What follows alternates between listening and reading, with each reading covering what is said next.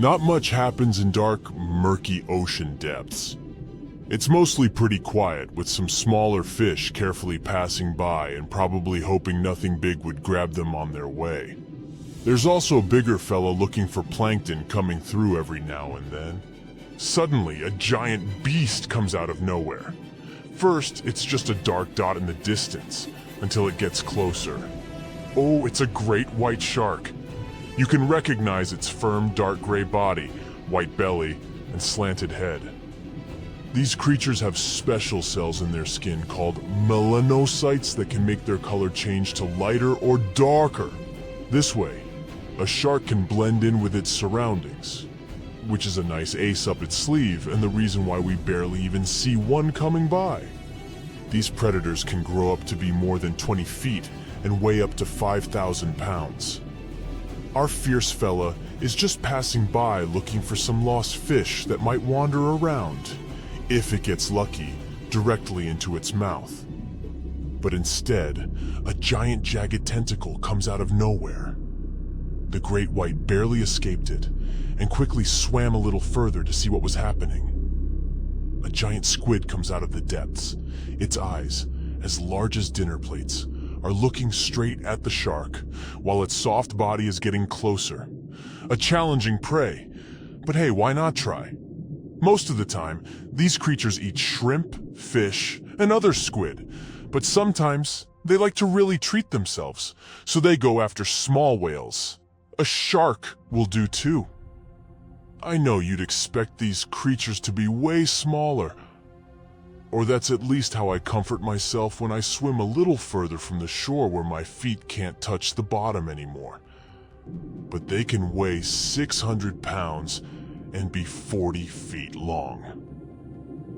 The great white shark is the biggest predatory shark on our planet. Check out its long and sharp teeth. It definitely has the biggest smile down there in the ocean. Great whites have around 300 teeth, but they don't use most of them for biting. Instead, they have a special system where new teeth grow all the time because they need to replace the ones that get worn out or lost. And they have a really powerful bite, over 20 times stronger than ours. Considering all that, you might think a great white shark has nothing to be afraid of in the ocean. But looking at its gigantic enemy, we can't be so sure of that anymore. Octopuses only have 8 arms. Squids too, but they also have 2 additional tentacles. They're similar to their arms, but suckers on the arms go along most of their length, while tentacles have suckers only at the ends. This squid has probably hundreds or even thousands of suckers. There are squids without these suction cups, but in that case, they have rotating hooks, or a combination where these two work together. Hooks catch prey, and suckers stick on it so it doesn't get away. Squids have teeth too. Plus they have this special part called a radula. It's like a tongue, but with teeth on it. The teeth are tightly packed together and are difficult to remove. When food is passed to the radula, the teeth chew it into small pieces. This is important because squids have sensitive body parts near their throat, so they need pieces of their food to be very small. Their bite may not be as strong as the great white sharks, but it's still quite powerful. For instance, way stronger than a lion's. They also have glands that produce venom and use their beaks and radula to inject the venom into their prey or a creature that's coming after them. Wow, these squids are really equipped better than expected. And they're also way longer than the great white, which gives the squid more room to attack it with its long tentacles from a distance and seize it. Giant squids usually live at depths of 2,950 feet, while great whites prefer to stay at depths of about 650 feet. But we'll try to keep the competition fair. Let's say these two meet in a territory where water pressure won't hurt or bother any of these animals. The great white is circling around the squid. It moves a bit faster than the squid, Its swimming speed can reach 25 miles per hour when the animal is submerged, and it also has short bursts of speed when it can move at 35 miles per hour. Giant squids move at around 25 miles per hour. Just for comparison, an average human swims at 2 miles per hour. But with its length, the giant squid has more room to attack the great white shark with its long tentacles from a distance. They can stretch for 33 feet to snatch the prey. And look, it's really trying. But it ain't that easy. Not only is the great white big and fast, but it also has special sensors called the ampullae of Lorenzini. It's a good tool to detect prey and generally stay safe in the ocean. But the squid is definitely no joke. It has activated its special defense mechanism and released thick black ink. The great white is confused. The ink is like a smoke screen, which gives the squid enough time to get away. The shark can't see its opponent anymore. The squid is getting closer, and the poor great white has no idea from which direction. It's time for the final move. Even if the great white manages to catch the squid can detach parts of its body as a last resort to protect itself. It can lose up to 10 body parts, unlike sharks. These predators can't lose any essential body parts because they won't survive. And look, the squid finally latches onto the shark. Its suction cups and the sharp beak that can pierce its prey make it nearly impossible for the shark to escape. They both disappear into a cloud of ink, the great white shark in one of the rare fights it can lose, and the giant squid ready for new conquests across the ocean. Aren't giant squids perfect for scary stories? In legends, there are often battles between humans and sea monsters. In the past, Norwegian sailors shared stories about sea creatures they encountered during their ocean travels. Over time, these stories grew to include creatures that were like giant islands with arms. And let's not forget about the Kraken. It's a legendary sea monster from Scandinavian stories that looked like an island, which was how it would trick sailors. The spooky stories say the beast was using its long tentacles to grab ships and drag them to their doom. And do you remember Jules Verne's novel 20,000 Leagues Under the Sea, which describes an encounter between a ship and a giant squid? In real life, giant squids don't eat humans, and they're not particularly interested in going after ships. However, not all the stories about these creatures attacking ships are made up. There are some reports. For example, in the 1930s, something attacked a Norwegian tanker, the Brunswick, 3 times. And yes, it was indeed the work of a giant squid. Fortunately, the squid couldn't grip onto the ship's steel hull, so it ended up getting caught in the propellers. But even though everything was okay in the end, just looking at this gigantic monster trying to take your ship down to the bottom must have been terrifying. We can laugh at stories about the Kraken until we're out there on our own. In 2003, a giant squid came closer to a French yacht that was participating in a sailing race. It couldn't cause any harm, so it eventually gave up. So, for now, the idea of a giant squid taking down a ship or boat remains a fictional story, although they're certainly capable of trying. Okay, giant squids are big, but there's another creature from their family of cephalopods that can be even larger. It's called the colossal squid, and one that was found weighed 992 pounds, hundreds of pounds more than the giant squid, 606 pounds. And they can stretch their tentacles for up to 45 feet. Orcas are considered some of the mightiest predators on Earth. One look at their elegant black and white appearance, and you'll immediately recognize them. These marine mammals are not just strong, they're also super smart and social. They have an incredible knack for communicating with each other through a wide range of noises.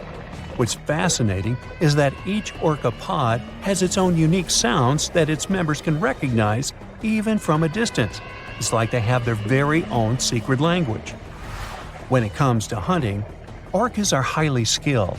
While they prefer chilly coastal waters, you can find them all around the globe, from the polar regions to the equator. As the kings and queens of the food chain, orcas have a diverse palate. They enjoy feasting on fish, penguins, and other marine mammals like seals, sea lions, and even whales. They've got some serious teeth too, measuring up to 4 inches long. Now here's something really neat about orcas. They're expert hunters, and they do it in groups called pods. A pod can consist of up to 40 orcas, forming a very effective hunting team. Interestingly, there are distinct types of pods: resident and transient. Resident pods are more into fish, while transient pods have a taste for marine mammals. But no matter what type of pod they belong to, all orcas have one thing in common: they are master collaborators. They work together using smart hunting techniques that are often compared to the teamwork of wolf packs. When it comes to family matters, orcas take their roles seriously. Mothers are incredibly protective of their little ones, and often other adolescent females pitch in to help with the care.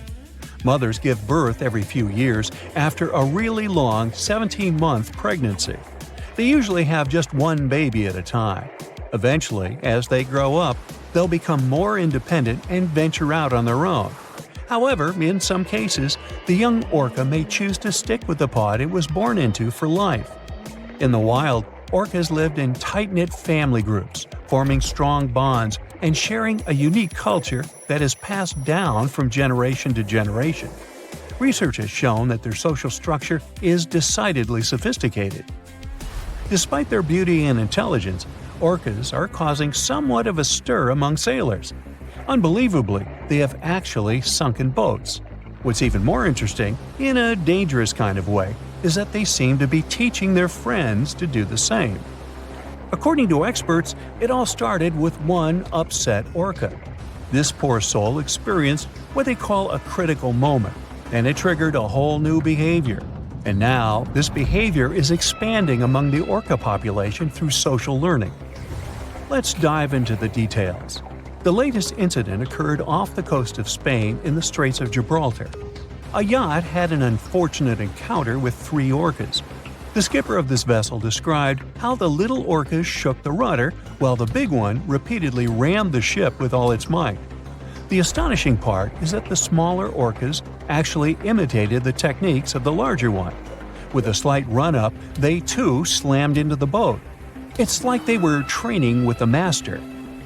But that's not all. Just 2 days before this incident, a group of 6 orcas ran into another sailboat in the same area. One of the orcas, a mother, seemed to be teaching her calf how to charge into the rudder. Now, you might be wondering why these boat-sinking shenanigans are happening more frequently. It turns out that reports of aggressive orca encounters off the Iberian coast have been popping up since 2020. And according to a study published last year, the attacks follow a pattern. The orcas approach the boat from the stern, strike the rudder, and then lose interest once the boat comes to a halt. There's some good news, though. Despite the increasing number of interactions between orcas and boats, most of them have been harmless. In fact, out of over 500 recorded interactions, only 3 boats have been sunk. So, the chances of your boat meeting its watery end at the hands or teeth of an orca are pretty slim. Let's trace the origin of this whole phenomenon. Experts believe that it all started with an orca called White Gladys. Poor White Gladys must have had a seriously rough time, maybe a collision with a boat or getting tangled up in some fishing gear. This traumatic event somehow flipped a switch in her behavior, and she began the whole physical contact with the boats thing. Remember when I said orcas are extremely social creatures? They are quick learners and great imitators. So once White Gladys started her boat bumping thing, the rest of the orcas caught on. And just like that, the behavior spread among the orca population. You might be wondering why orcas would even bother with this risky behavior. Well, the experts think that the orcas perceive it as advantageous despite the potential danger of crashing into moving boats. It could be that they find it absolutely thrilling, or maybe even a bit of a game. Orcas are incredibly curious and playful creatures, after all. Another theory is that this behavior might not be as aggressive as it seems. Some researchers believe it could be more of a playful fad among these creatures. You know, like when a few friends start doing something cool, and then everybody wants to join in on the fun. Maybe it's their way of entertaining themselves and breaking the monotony of ocean life. However, as the number of incidents continues to rise, concerns are growing, and not just for the sailors out there.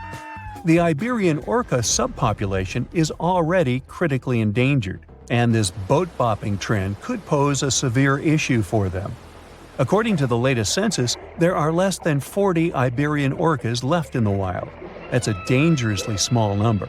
So if these boat encounters persist or become more intense, it could seriously jeopardize the safety of both sailors and the orcas themselves. However, it may just be the boats they don't like. That's because orcas have never attacked humans in the wild. They have even been known to approach and play with humans. Orcas are incredibly curious creatures and seem to enjoy interacting with us. They've been seen swimming alongside humans, bringing them toys, and even chasing boats in their way. Some individual orcas have even developed friendships with specific humans over time. Here's one fascinating incident that occurred in a coastal Alaskan village. A group of children were having a snowball fight when a pod of orcas decided to join in the fun. They broke off a piece of drift ice and began tossing it around in the air, much to the delight and amusement of the children. Now, you might wonder if orcas have ever saved humans from dangerous situations. While there are very few recorded cases of orcas rescuing unfamiliar humans, there have been instances where they have come to the aid of humans they know. It's worth mentioning a remarkable occurrence that took place in Eden, Australia. A group of whalers found themselves in grave danger after their boat capsized, leaving them at the mercy of shark-infested waters. Incredibly, a pod of orcas, led by a male known as Old Tom, shielded the whalers from the sharks and kept them afloat until they were rescued. This demonstrates the protective nature of orcas even towards humans. There are several theories as to why orcas do not attack humans. One possibility is that they recognize that we are not their natural prey. These creatures prefer to feast on particularly nutritious and fatty foods, like sea lions or salmon, whereas humans simply don't provide the same nutritional value. But is this the only reason?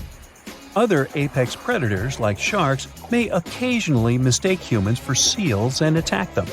However, in the rare cases where orcas have mistaken humans for prey during a hunt, they immediately stop the chase once they realize their mistake without causing any harm. Experts believe this is due to the high intelligence and empathy of orcas. So think about it. What was the weirdest thing you've ever done for work? Printing hundreds of pages of useless reports or unknotting holiday lights? Well, there's a scientist out there who spent 100 days below the surface of the Atlantic Ocean. Dr. Joseph Dieterich, or rather Dr. Deep Sea as he likes to call himself, was living underwater as part of Project Neptune 100.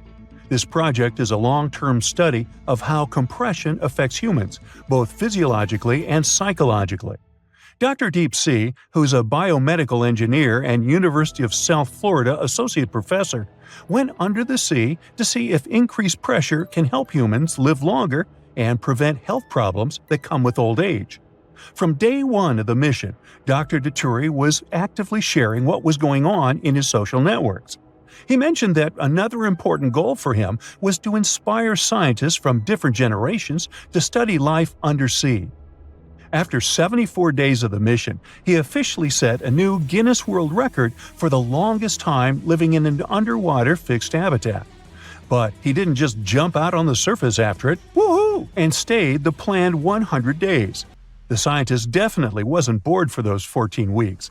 He collected data, collaborated with other researchers, virtually taught a biomedical engineering course at his university, and reached out to thousands of students from 15 countries online. Once the mission was over, Dr. Dieterich was greeted by his family and friends, the media, and many fans who were following his work online. Dr. Deep Sea is now 55 years old, and he claims that living underwater has really made him feel 10 years younger. The doctors who greeted him and the results of the tests they have so far prove the de-aging effect. Our hero has some improvement in his sleep and metabolism. He also noted that his body had shrunk a half an inch. Wow, 2,300 more days and he'd be a foot shorter. Maybe. Probably not. If you want to try a light version of what Dr. Deep Sea has gone through, you have two options. The first option is hyperbaric oxygen therapy. You go inside a special chamber where the air pressure is higher than normal. It helps more oxygen get inside your lungs. It has a healing effect on your body. Too much oxygen can be a bad thing, though, so these chambers must follow strict regulations. You can also stay in the exact same place where Dr. Dituri lived. It's called Jules' Undersea Lodge, after Jules Verne, the author of 20,000 Leagues Under the Sea. It's a two-bedroom apartment located 30 feet below the surface of a lagoon in Key Largo, Florida. Don't worry, your prospective home won't sail away. It's attached to the seabed by leg structures. There are 3 windows with a direct ocean view and some marine life outside. A lot of it. There's also a command center that keeps oxygen, water, and power levels under control. An air conditioner keeps the temperature comfortable, and a chef dives in to cook meals for the guests upon request. Now, you can't just dive in to see if they have a spare room, though. There's some paperwork involved for each guest. And you'll have to put on some gear and leave it in the wet room before you get into the nice and comfortable apartment. As for Dr. Dituri, he doesn't plan to stop his studies of how humans can survive in isolated environments. He's going to take a flight on a modified airliner where you can experience zero gravity multiple times. Something not for the weak of stomach. It's the next step to his dream of becoming a civilian astronaut and traveling into space by 2026. Dr. Deep Sea wasn't the first scientist to stay alone in an unusual setting for research purposes. Italian sociologist Maurizio Montalbini had spent a total of 2 years and 8 months in caves to see how the human mind and body would cope with complete isolation. He started his experiments in the 1980s. At the end of 1986, he entered a cave in the Apennine Mountains near Ancona in Italy. He would only get back on the surface 210 days later, which made him the world record breaker for spending the longest in complete isolation at that time. Montalbini survived on a high-calorie diet of powdered foods and pills, much like those that astronauts use on space flights. Scientists monitored his health using special tools from the outside of the cave. Maurizio would later break his own record, and he shared that the only way to do it was to make a friend of solitude instead of fighting it. He did his experiments in collaboration with NASA and universities around the world and proved that isolation affects time perception and sleep. An interior designer from Ancona was so inspired by the experiments that she volunteered to take part in a similar one herself in 1989. Stefania Follini spent 4 months in an underground room 30 feet down in the Lost Cave in New Mexico. The experiment was on circadian rhythms, those 24-hour cycles that are part of your body's internal clock. Stefania had no natural clues on what time or day it was. Soon enough, she stayed awake for more than 20 hours and slept for 10 hours at a time. So her biological clock changed into a 48-hour day cycle. She stayed entertained down there thanks to a guitar, a computer, 2 friendly mice, some frogs, and some grasshoppers. She decorated the cave with cutouts from cardboard when she got bored and did judo to stay strong and flexible. Once the experiment was over, the scientists who greeted Stefania asked her to guess what day it was. She felt like it was the middle of March, but in reality, she went out of the cave on May 22nd, so she lost the perception of time and 17 pounds. Her meals were super spread out because of her new regime, and because she mostly ate beans and rice, she had a shortage of vitamin D. You know that feeling when your parents tell you something all the time, and you wish you could prove them wrong? Well, it drove Dr. Donald Unger into an unusual scientific experiment. He cracked the knuckles on his left hand twice a day for over 50 years. He didn't get any terrible health conditions, unlike what his mother told him. Of course, that evidence can't be enough to prove or disprove this common belief, but there are other studies that showed the same results.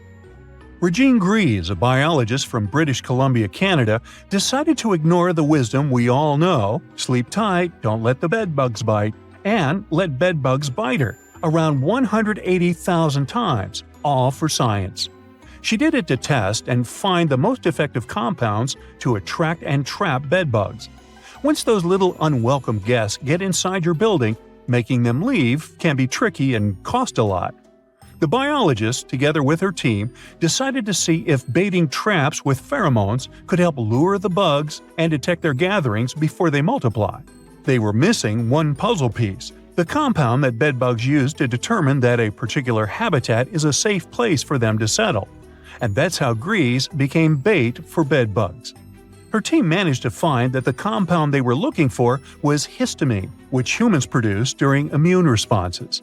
The researchers believe this means they can produce really cheap chemical traps for those little pests. Dr. Kevin Warwick, former professor of cybernetics at the University of Reading, became the world's first real cyborg.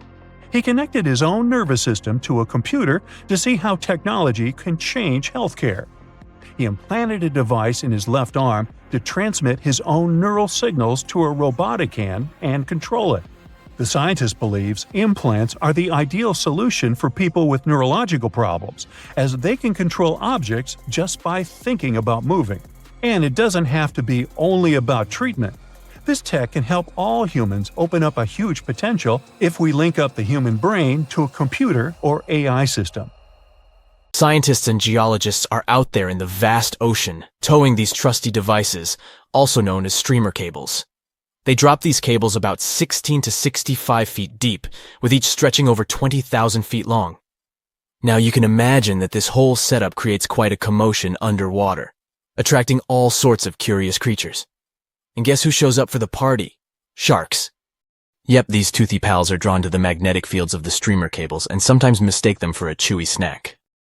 Now, before you start thinking that sharks have a personal vendetta against these cables, let me tell you something. This is not a new problem. It's been going on since the 1980s.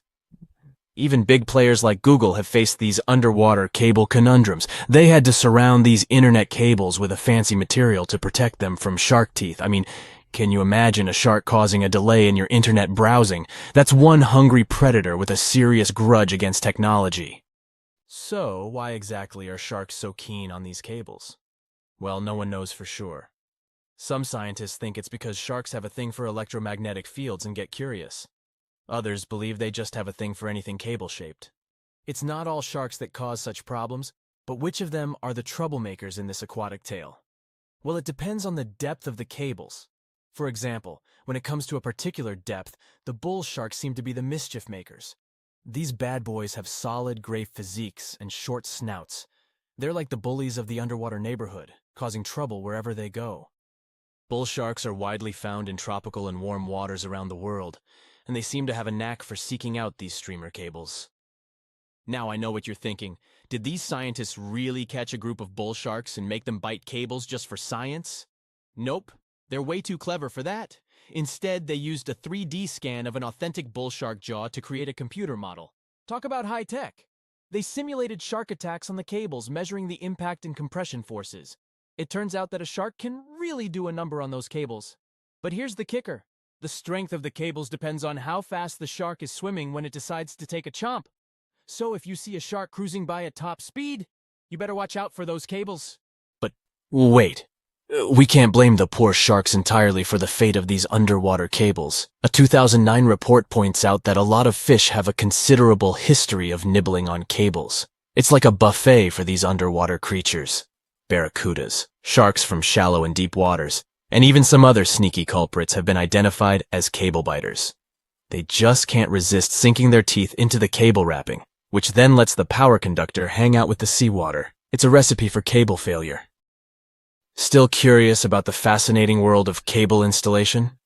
Did you know that more than over 90% of international data takes a watery journey? These cables, which are like underwater highways, stretch for hundreds of thousands of miles beneath the ocean's surface, reaching depths as deep as the size of Mount Everest. Now, you might be wondering how these cables are placed. Well, it's not as simple as dropping wires in the water like in the cartoons. In fact, it requires some careful planning and specialized boats called cable layers. These brave boats meticulously run the cables across the flat surfaces of the ocean floor, making sure to steer clear of all obstacles that Mother Nature throws their way. When it comes to cable sizes, the shallow water cables are about as thick as a soda can. On the other hand, deep water cables are way smaller, measuring up to the size of a marker. Why the difference, you ask? Well, it's all about vulnerability. Way down there, 8,000 feet below sea level, there isn't much action going on. Therefore, these deep-sea cables don't need as much shielding wire for protection. They're like the skinny swimmers of the cable world, gliding through the depths with ease. But let's not forget about the installation costs. Brace yourself, because placing a cable across the vast expanse of the ocean is no bargain. We're talking about millions of dollars. Now, the actual price may vary depending on factors like the total length of the cable and its destination. But trust me, it's definitely not pocket change. Installing shallow water cables is quite the spectacle. They're carefully stuffed beneath the ocean floor using high-pressure water jets. It's like giving these cables a cozy underground home, shielding them from the whims of the ocean currents. So, while cable installation may be slow, and let's face it, a bit expensive, it's truly a remarkable feat of engineering. The underwater world is a complex and delicate ecosystem, and the cable layers take great care to ensure that their installations don't disrupt the marine life and habitats that call the ocean home. It's a balancing act between technological progress and oceanic conservation, and they're doing a pretty good job at it. Whenever you browse the internet, remember that your cat videos and funny memes might just be zipping through those submarine cables deep beneath the waves. But burying cables safely underwater isn't actually a modern idea, you know. Hold on tight because we're going on a time-traveling adventure back to the mid-19th century. Picture this. It's 1854, and something groundbreaking is about to happen. The installation of the very first transatlantic telegraph cable begins, linking the distant shores of Ireland and Newfoundland. Now, before you roll your eyes and say, "Old news, buddy," let's remember that this was a pretty big deal back then. Fast forward 4 years, and the moment of truth arrives. The first transmission is sent through the cable, carrying a message that goes something like this. Laws. White House received 5-minute signal. Coil signals too weak to relay. Try drive slow and regular. I have put intermediate pulley. Reply by coils. Okay. Maybe not the most exhilarating message ever sent. But hey, they were just getting started. Now, let's put ourselves in the shoes of those remarkable folks involved in this undersea endeavor. Imagine being the lead electrician of the Atlantic Telegraph Company, also known as White House, in the message. He must have been quite the electrician extraordinaire. To put things into perspective, while our cable pioneers were busy laying the groundwork for transatlantic communication, the world outside was bustling with activity. Charles Dickens, that literary genius, was still crafting his timeless novels. Meanwhile, a little settlement named Dallas was officially incorporated in the vast state of Texas. It's pretty incredible to think about how far we've come since then, with our high-speed internet and seamless global communication. Could you really take down the internet by simply going underwater with a pair of wire cutters? Well, technically, yes. You'll need to be all geared up, wearing your snazzy scuba suit and holding a pair of trusty wire cutters. You can also add a mischievous grin on your face just to create the right ambiance, don't you agree? Now, let's get serious. Cutting through those super important submarine communications cables is no easy task.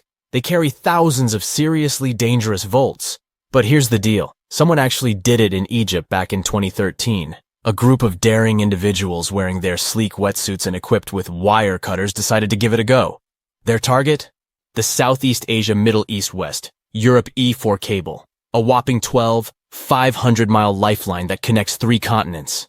As soon as those mischievous cable cutters did their thing, chaos ensued. Internet speeds in Egypt took a nosedive, plummeting by a staggering 60%.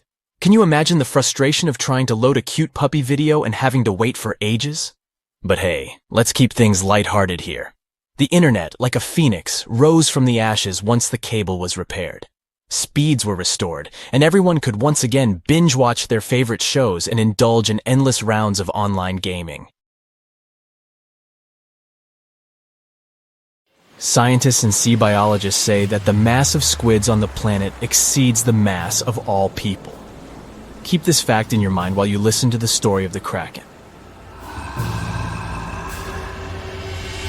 So no one knows exactly what this giant sea monster looks like. But according to the stories of old fishers and taverns, the records of travelers and legends, the Kraken looks like a giant squid. If so, it has the squid's anatomical properties and reproductive functions. And this is a big problem for us. A female squid can lay anywhere from 3 to 100,000 eggs. Even if most of them don't survive, it's still a lot. Many of these creatures live in the ocean's dark depths that people haven't yet fully explored, and it seems we'll know more about squids soon. The metabolism of these creatures is accelerating thanks to the increase in water temperature, and this causes population growth. Scientists call squids the weeds of the seas because of their rapid reproduction.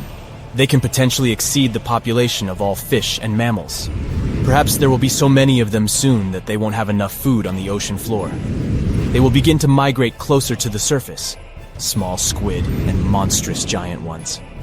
There may be a kraken among them, or a few, or even tens, hundreds of thousands. And if this happens, humanity and all animals on Earth will face a huge problem. As the kings of nature, people can easily invent poison to destroy krakens. But how to spread this poison? Giant squids, along with ordinary fish, dolphins, whales, seaweed, and phytoplankton, will suffer if it gets into the water. More than half of the world's oxygen is produced by the ocean. And if people spread this poison in the water, they'll risk disrupting the entire planet's ecosystem. The ocean will become lifeless. So, people have to forget about poisoning the water. For a while, we will be helpless against the squid apocalypse. Let's say a couple of billion squids rise to the surface. A couple million of them are krakens. The first thing these monsters will want to do is get food. Lunch for them can be both shoals of fish and massive whales, and no one can stop them. Even if megalodons existed, they wouldn't be able to resist the giant tentacles and strong beaks of krakens. The fish population in the ocean has declined. This means that people can't go fishing anymore. We can catch fish in lakes, rivers, and seas, but it's not enough. Seafood has become very expensive all over the world. A fish tank with goldfish is a luxury. Of course, humans learn to catch giant squids, which solves the problem of hunger in some areas. The profession of a squid catcher is becoming prestigious all over the world. This kind of fishing is dangerous and requires a lot of strength and courage. The second problem is sea travel. Every day, people transport millions of tons of cargo across the ocean. Huge businesses and economies of entire countries work thanks to such transportation. But now, krakens swim close to the surface and make any voyage dangerous. One monster can quickly destroy a small ship. 10 or 20 krakens are able to sink a giant cargo vessel. This leads to a reduction in logistics chains. Communication between continents is now maintained by air. The number of flights is increasing. Plane tickets are rising in price. Travel is becoming too expensive. This leads to a reduction in the number of tourists in some countries, which disrupts their economies. There are more krakens and less food. Resting on a beach also becomes dangerous. Aggressive, hungry giant squids can come ashore to catch sunbathers. All shores are fenced. Swimming is forbidden. Of course, scientists invent some things to fight squids. Sound barriers, for example. Every ship is now equipped with a device that launches powerful ultrasonic waves into the water. They scare away all the fish and clear the way for boats. In the beginning, it helps, but then krakens stop fearing it. Ultrasound only angers them. They pounce on ships and break sound barriers. Another thing that scares them away is sunlight. For millions of years, krakens have been living on the dark ocean floor. Their eyes are used to the darkness, so they fear the bright light. During sunny weather, ships move freely. But as soon as the sun goes below the horizon or clouds obscure it, sea monsters come out of the ocean depths. It doesn't help much because it's impossible to sail across any ocean within a single sunny day. In addition, there is no guarantee that you won't get caught in a storm when the sun is hidden behind the clouds. That's why people invent powerful floodlights. They direct their beams at monsters' heads and drive them into the dark depths. Such projectors are expensive because they require a lot of energy. Only some ships can afford such a device. And while people seek more effective ways to fight krakens, squids multiply, and this becomes the solution to the problem. The ocean is running out of fish. Food is not available on land. Like a snake devouring its tail, squids start fighting with one another. The water foams, and squids cling to each other with tentacles. Big krakens defeat smaller monsters. Their population is shrinking. A few giant squids the size of the Eiffel Tower survive after long battles. And when the fight is over, little squids come into play. Billions of cephalopods pounce on giant krakens. They are like flies clinging from all sides. Giant monsters can't fight them. Great, the problem with voyages is solved. Large ships can set sail, but it's still dangerous for people to swim in the sea since tiny monsters are still hungry. Logistics chains have been restored, but fish are still scarce in the ocean. Squids, like parasites, don't allow other creatures to dominate, and here, scientists come to help fish. Let's go back to our reality for a second. There's such a thing as a gene drive. It's a substance that changes the genetic code of living creatures. For example, scientists have implemented a gene drive in mosquitoes that cause malaria. Biologists changed the genome of these insects, so some female mosquitoes became infertile. Then these females spread the gene throughout the mosquito colony. As a result, more insects that couldn't conceive appeared. They continued to spread the gene, and this went on until the population reduced significantly. A gene drive is a low-cost way to get rid of invasive species of insects or rodents. Thus, scientists can control the population of entire species. But such actions can be dangerous. If some animal disappears, it can disrupt the whole ecosystem and lead to the disappearance of other animals. In the case of mosquitoes, nature didn't suffer much. So scientists use a gene drive against squid. But why couldn't they do it from the very beginning? Ordinary squids didn't pose a threat, and their average life expectancy is from 3 to 5 years. If scientists had launched a gene drive, then in 7 years all small squids would have disappeared. But it wouldn't have worked with krakens. According to myths and legends, one such monster can live for several hundred years. Now, when small squids have solved the problem with large ones, a gene drive comes into play. It takes several years to get rid of the squid. The ocean ecosystem begins to recover. People take fish and marine mammals from seas and rivers and transfer them to the ocean. The population of whales, sharks, octopuses, salmon, and hundreds of thousands of other species is growing. But then another threat awakens in the depths of the ocean.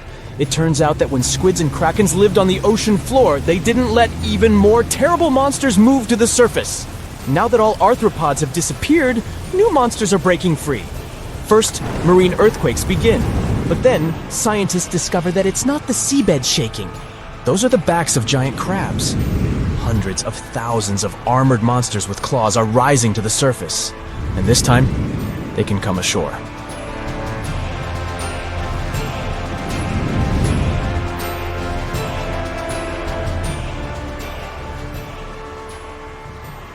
Most of the ocean is still shrouded in mystery, whether we're talking about dark corners or creatures that are hiding in the depths.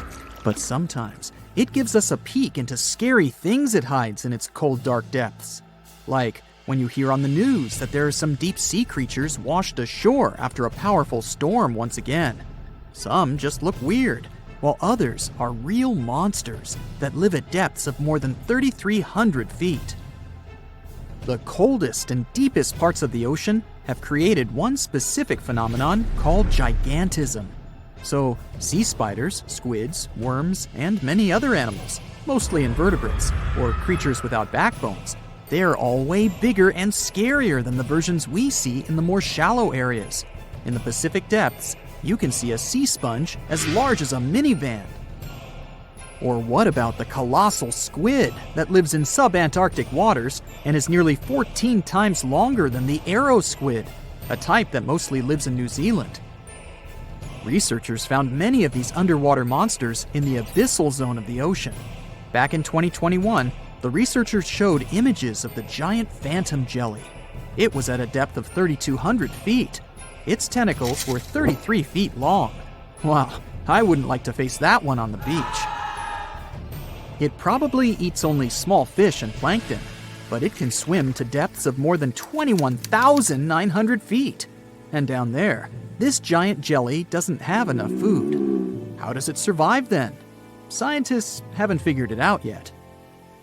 And there are even more questions related to the giant squid, the biggest one ever found. This monster is 43 feet long, with a weight of nearly a ton. Imagine if those tentacles would grab your car, or something like that. They would smash it like it was a toy. There's no light in the abyssal zone. Sun rays just can't penetrate that deep. so there's no algae or underwater plants there. Local animals mostly eat snow. Marine snow is not like the regular one you build a snowman with. It consists of any small flakes or remains that fall from the surface of the ocean. Maybe even some leftovers that animals up there couldn't eat. So it's not much, but apparently it's enough for very large creatures that hide deep down there, like giant squids. Squids that generally live at such depths don't bother going after their prey. They just wait until the poor animal swims right up to their long tentacles and falls into a trap. It may not be the best method ever, because not many animals will even swim into these dark, cold parts, but it's the method that saves energy. A giant squid eats only 1 ounce of fish daily, which is approximately 45 calories. That's nearly 50 times fewer calories than an average person should eat per day. So when a squid gets 1 fish, it saves it for a couple of days. I hope giant squids won't get the idea to go to the surface and look for food when there's not enough of it in the abyssal zone. And I hope even more that giant Greenland sharks won't get that same idea. You can find them at depths of up to 7,200 feet. They're twice as slow as we usually walk. They swim at a speed of 1.12 feet per second.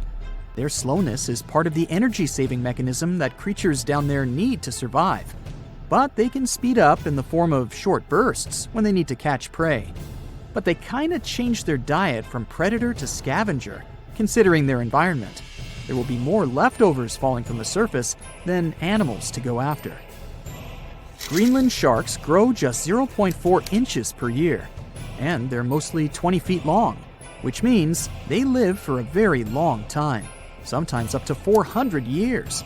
They also have a slow metabolism, and that's one of the main factors for their long life, too. Greenland sharks like to spend their time in cold waters. They're adapted to that, since their tissues have specific chemical compounds that prevent the forming of ice crystals all over their body. That means they have some sort of natural antifreeze. So what makes them so big? Scientists are still not sure, but some theories try to explain it. There's this thing called Kleiber's rule that says bigger animals tend to be more efficient. Just take a small fish and compare it to a whale with a mass hundreds of times bigger. The whale has a greater metabolism. It conserves energy more efficiently and loses less of it to the surroundings through heat. Moving on, bigger animals can ingest bigger prey. They're more likely to go through tough issues in their environment or defend themselves from predators going after them. Also, the body gets bigger when temperatures are lower. The Greenland shark is a perfect example. So are giant sea spiders. Sea spiders are generally common, and you find some very small ones at 0.04 inches. But in deeper parts of the Antarctic, they become 3-foot-long giants. They grow so big because the cold water has more oxygen. That way, more of it diffuses into the animal's body, and that allows it to grow bigger. Yeah, both as a creature and a nightmare. And how about this giant tube worm? Researchers found it accidentally while they were exploring the mysteries of the Pacific Ocean floor. They stumbled upon unusual hydrothermal vents. Volcanic heat is a thing that gets them going. As water seeps down through faults or cracks in the rock, these vents change their direction. When the water gets out of the vent, it's rich in different minerals and chemicals. Most animals wouldn't survive being around this toxic soup of chemicals, but not these tube worms. They came as a true surprise, because not only are they not bothered by these toxic vents and the almost boiling temperature of the water, but they developed entire ecosystems there. They're unique because they don't need sunlight to survive. Instead, small bacteria are their main source of energy. That bacteria gets their energy directly from these toxic chemicals.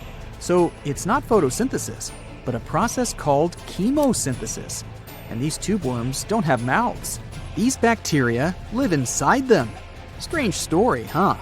Plus, these scary worms reach up to 8 feet. Giant isopods are no better either. They lurk at the depths of the ocean of 1,640 feet or more below, far away from the sunlight, looking like some monstrous wood lice. They spend most of their time on the seabed, hoping to find some food falling from higher levels of the ocean. Check out their small hooked claws at the ends of their legs. Isopods use them to remain more stable while moving around the ocean floor.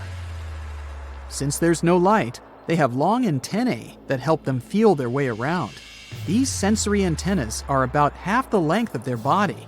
Giant isopods have pretty big eyes compared to their body size, too. They can grow over 12 inches from head to tail. And these fellas are really patient. Remember how we said animals down there rarely get food? Sometimes they need to wait for years to get a proper meal. That's why their metabolism is amazingly slow. 5 years later. They can go for 5 years without eating anything. Imagine that. I get hungry just talking about this. In 2006, a biologist did research to compare the differences between the shallows and the deep sea regions. He realized the deep sea mirrors the island rule.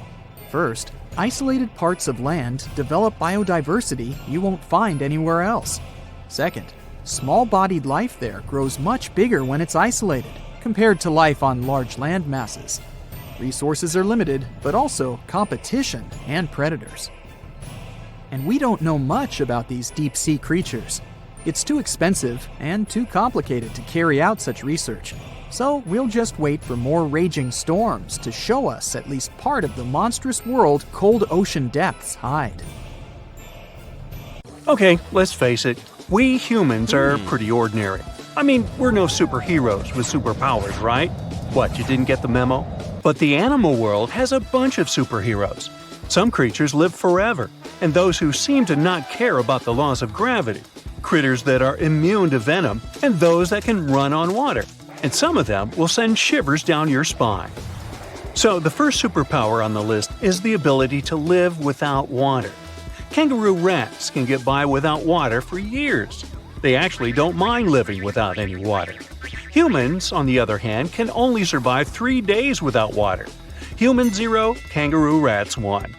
These little buddies live in extremely arid desert areas and have to get water from the seeds and plants they eat. And although it may sound a bit disturbing, kangaroo rats also know how to extract water from their urine before they set off on a bathroom trip. This way, they don't waste a single drop of precious moisture. Well, that would come in handy at sporting events. Now let me introduce you to the Peter Parker of the animal world. Yep, seems like Spider-Man is real, but not human. Meet a gecko lizard, or simply gecko. This critter has a marvelous ability to climb up all kinds of vertical surfaces and can even go for a walk on the ceiling.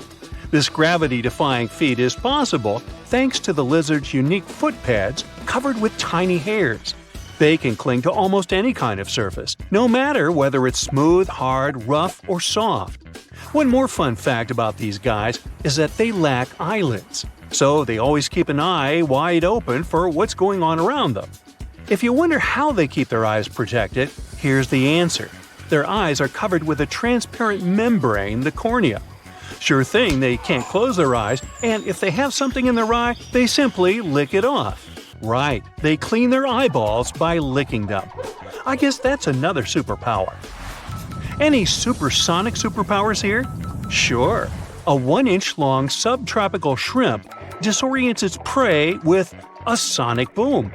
Despite its modest size, the pistol shrimp is one of the loudest marine animals. When the shrimp snaps its claws, it creates a sound as loud as a sonic boom. Naturally, this sound stuns the prey, and the shrimp can catch it without too much effort. Now, in the comic world, there's venom. In the animal world, there's a guy that can be called anti-venom. Opossums are known for their handy trick of pretending to have passed away when a predator attacks them. But that's not the end of the story. These guys are also immune to rattlesnake and pit viper venom. The secret is a peptide that helps opossums neutralize dangerous chemicals. This is the reason why snakes are a favorite treat on opossums' diet. There's one curious thing they have on their diet: ticks. One opossum can hoover up about 5,000 ticks per season, and most of them are picked off their own bodies. Now, imagine a fish that is so notorious that it's called a dangerous fish. It's mabenga, and it literally translates to dangerous fish in Swahili. This monster lives in freshwater and doesn't mind having a crocodile for lunch. Not a whole crocodile, but Mabega can take a bite out of them. But to be honest, these guys are intimidated by the crocodiles, the same way the crocs are intimidated by them.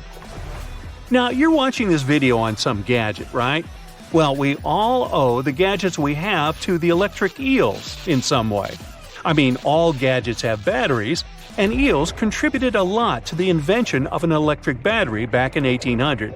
I know, the batteries have unrecognizably changed since then, but still, the first electric battery ever was invented thanks to electric eels. Anyway, if you see one of them and want to thank them for their magnificent invention, don't do that. Thing is, they can deliver shocks up to 860 volts. You don't want to experience that. Now let's talk about the Count Dracula of the animal kingdom. Nope, I'm not talking about bats. I'm talking about the fanged vampire fish. These fish are known as payara and have two long fangs protruding from their lower jaw. Here's why some people associate them with vampires. Hippos are the beauty gurus, since they know how to save a fortune on skincare. Living under the harsh African sun, these animals secrete a sweat-like red oily substance that evaporates and keeps the animals' bodies cool.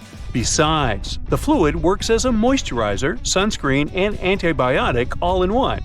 But they're not the only ones with such a superpower. Mantis shrimp know how to produce natural sunscreen too, but they use it for eye protection. It's all about amino acid pigments, and these pigments act as special filters that contribute to their sharp vision too. That's what I call multitasking. Meerkats have dark patches around their eyes which makes them look even cuter. But these black circles aren't there just to make these buddies more adorable. They also function as built-in sunglasses. The dark fur on the patches blocks the blazing sun, and as a result, meerkats can gaze directly at the sky. On top of that, the sentry, a meerkat that watches out for birds and other predators, can easily see danger coming and alert its mates. Wild goats are famous for their climbing skills, but the alpine ibex from northern Italy is the champion. This critter can climb nearly any vertical surface, defying several physical laws in the process. Interestingly, the animals that do walk on the steepest cliff walls are typically mother goats with their little ones. Large males prefer to keep their distance and use flat horizontal surfaces. Smart guys. Some animals protect themselves with venom or nasty bites, while others use chemical tricks for protection. Listen to this. Some species of millipedes produce hydrogen cyanide and exude it when they feel threatened. Hydrogen cyanide is odorless but highly toxic. One little millipede can't seriously hurt you, but you may have burns or even blisters if your skin is sensitive. Plus, to make the picture even scarier, some millipedes glow in the dark. So watch out, and if you see a crawling spot of light at night, run away as fast as you can. When the bombardier beetle feels threatened, it sprays scorching liquid from the tip of its abdomen with a loud popping sound. As soon as the beetle senses danger, a chemical reaction starts in special reservoirs in its abdomen. The heat from this process nearly reaches the boiling point and also produces special gas that triggers the ejection. This super protection is usually fatal for the attacking insects. I guess so. Plumed basculus lizards have an uncanny ability to run on water. First of all, their hind feet are equipped with long toes which have fringes of skin that can spread out in the water. As a result, a bigger surface of the lizard's foot comes into contact with water. Then, when it runs on water, it pumps its legs incredibly fast. This creates little pockets of air that prevent the animal from drowning by keeping it on the surface. Now, fleas can be annoying, but it doesn't make them any less amazing. These tiny critters can leap about 50 times their body length. If people could do the same, we would be jumping about a quarter of a mile into the air. Well, let's try it. The most curious thing about fleas' astonishing ability is that they take most of the power for leaps from their toes, not knees. So, what's your favorite animal superpower? I vote for the kangaroo rat. I don't like standing in lines for the bathroom. The sky suddenly turns orange. All you can see as you look up are millions of butterflies. You just got lucky to witness the spectacular natural show, the annual migration of monarch butterflies. Every fall, as the days get shorter and the temperatures go down in the northeastern US and Canada, these beautiful creatures leave their summer breeding grounds. They travel up to 3,000 miles to Mexico and never come back. Their perfect overwintering ground is high in the mountains. Millions of monarch butterflies are safe there in the canopy of OML fir trees. Once the winter is over, it's time for them to go back up north. They make a stopover around Texas to mate and lay eggs on milkweed plants. A few days later, these eggs turn into caterpillars that feed on the plant until they transform into grown-up butterflies. Now, it's their turn to continue the journey up north until they find a new breeding ground. This way, generations keep changing en route, and it may take up to 5 of them to get to the final destination back in Canada. It's a natural mystery how the butterflies traveling south live up to 8 months traveling with the air currents. The same species going back completes its life cycle in 5 to 7 weeks. Scientists still don't know why the monarchs migrate and how they find their way. It could be connected with the blooming of milkweed plants, their primary food source. They probably find their way around based on the position of the sun.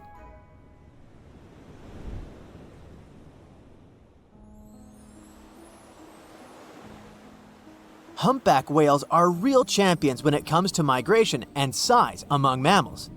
They cover a distance of up to 5,000 miles following their lunch. In the summer, they move towards the poles to colder waters, where there's plenty of krill and small fish. In the winter, they go south towards the equator's tropical waters. They also travel to mate. They have specific locations where they gather to do it.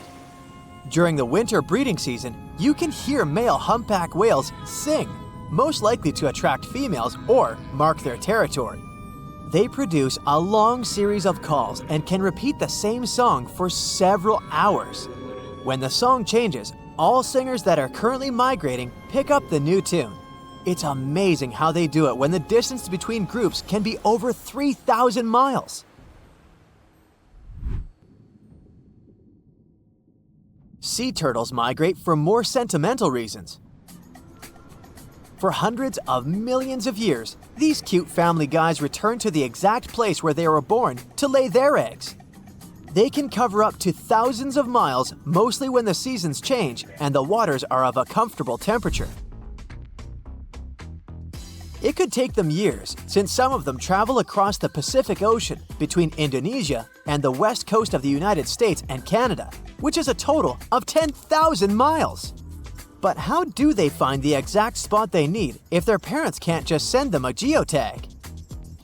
Scientists have found out that they navigate using the invisible lines of the Earth's magnetic field. It turns out that each part of the coastline has its unique magnetic characteristics. The turtles remember theirs and travel using their internal compass. The magnetic field changes slowly but surely, so they have to shift their nesting sites accordingly. Salmon are born in freshwater streams and move to the ocean as juveniles. Atlantic salmon are brown and spotted as they cover hundreds of miles in fresh water and turn silvery in the ocean, where they travel for up to 1,000 miles. Adult salmon stay in the ocean for 1 to 5 years, feeding mostly on zooplankton. Then it's time for them to go back to freshwater to spawn. On their way back to the breeding grounds, they have to ascend thousands of feet against the current in mountain streams. This challenging journey is called a salmon run. They set on this run because they know the stream they're headed to will be good for spawning, and they'll meet the right species to mate with. Young salmon remember the smell of their home stream and probably even take note of various points along the way to the ocean to find it again. Just like sea turtles, they use the Earth's magnetic field as a compass for their travels. Pacific salmon and most male Atlantic salmon only live for a few weeks after spawning, and some female Atlantic salmon survive and migrate back to the ocean. Caribou, better known as reindeer, are the champs when it comes to migration distance among land mammals. Every spring, they cover a distance of around 400 miles in Alaska, from their winter to their summer feeding grounds. Individuals cover up to 3,000 miles, but herd migration is way more spectacular. The largest herd has at least 260,000 members, and its migration territory covers an area larger than California. Scientists put radio tracker collars on some herd members and take thousands of photos to count them all. This census is organized every 3 years in good weather conditions to see if the population figures are rising or falling and track their migration patterns. Caribou grow through all this migration trouble to safely raise their newborn young. They reach remote grounds where golden eagles, wolves, and grizzly bears won't bother the youngsters during their first, most vulnerable days. Another good excuse to hit the road up north for them is to save themselves from mosquitoes, which would be a huge problem in warmer months. Plus, they get fresh seasonal foods from the areas they stay in. Their migration helps fertilize the grounds they pass by, which means the tundra should thank them for regenerating and protecting its grasslands. Wildebeest, also known as gnus, are relatives of antelopes and gazelles.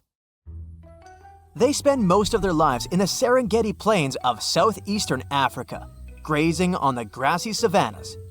Every year at the end of the rainy season, normally in May or June, millions of wildebeest head northwest in search of greener pastures, and then back again.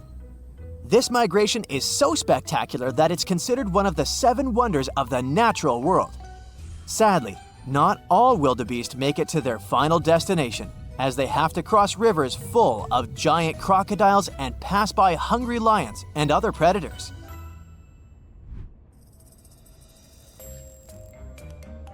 If you look at dragonflies' migration routes, you can call them real globetrotters.